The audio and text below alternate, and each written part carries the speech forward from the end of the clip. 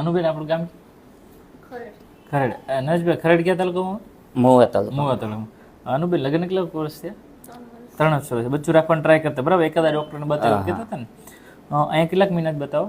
અહીંયા 3-4 મહિના. 3-4 મહિનાથી. અને શરૂઆતમાં માસિક કંઈક બરાબર નહોતું આવતું કા? શું તકલીફ રહેતી? અટકાવ થઈ જતો. માસિક રહીને આવતું. રેગ્યુલર ટાઈમે મહિને નહોતું આવતું ને? ઓકે સારું. જો તમે અહીંયા આપણે 4 મહિનાથી બતાવો છો બરાબર? માસિક રેગ્યુલર થયું અને તમે પટ્ટીની તપાસ કરી? કેટલી વખત કરી હતી? 3-4 પટ્ટી તપાસ. 3-4 પટ્ટી. 3-4 એમ બધામાં આવતું? બધામાં આવ્યું. જો અનુબેન અને નરેશભાઈ આજે 4 પટ્ટી લઈને આવ્યા છે. પટ્ટીમાં બી પોઝિટિવ છે અને સોનોગ્રાફીમાં બી પોઝિટિવ છે બરાબર?